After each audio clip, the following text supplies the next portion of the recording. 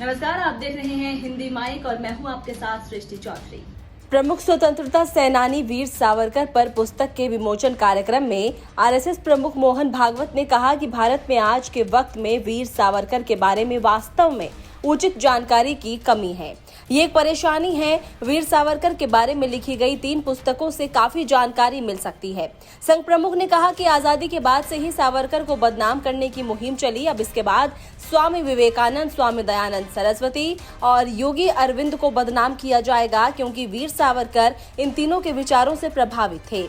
मोहन भागवत ने कहा कि वीर सावरकर जी का हिंदुत्व, विवेकानंद का हिंदुत्व ऐसा बोलने का फैशन हो गया। हिंदुत्व एक ही है, वो पहले से है और आखिर तक वो ही रहेगा।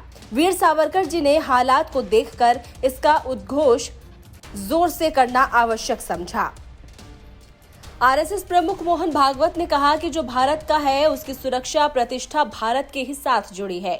विभाजन के बाद भारत से स्थलांतर करके पाकिस्तान में गए मुसलमानों की प्रतिष्ठा पाकिस्तान में भी है। जो भारत का है वो भारत का ही है।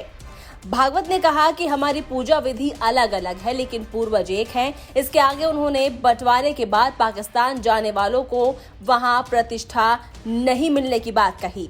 हिंदुत्व एक ही है जो सनातन है। संघ प्रमुख ने कहा कि हम जानते हैं कि अब 75 वर्ष बाद हिंदुत्व को जोर से बोलने की आवश्यकता है। सावरकर ने कहा था कि किसी का तुष्टीकरण नहीं होना चाहिए।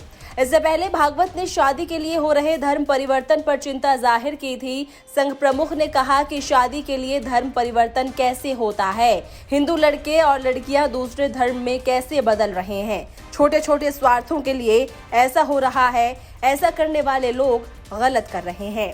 मोहन भागवत ने यह भी कहा कि हम अपने बच्चों को तैयार नहीं करते हैं। हमें उन्हें खुद पर और अपने धर्म पर गर्व करना सिखाने की आवश्यकता है। वहीं भागवत ने उत्तराखंड में आयोजित परिवार प्रबोधन कार्यक्रम में परिवार के लिए 6 मंत्र दिए।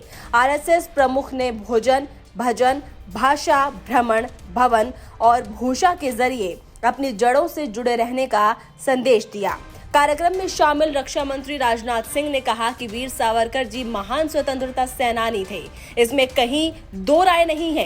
किसी भी विचारधारा के चश्मे से देखकर राष्ट्र निर्माण में उनके योगदान को अनदेखा करना, अपमानित करना ऐसा काम है जिसे कभी माफ नहीं किया जा सकेगा।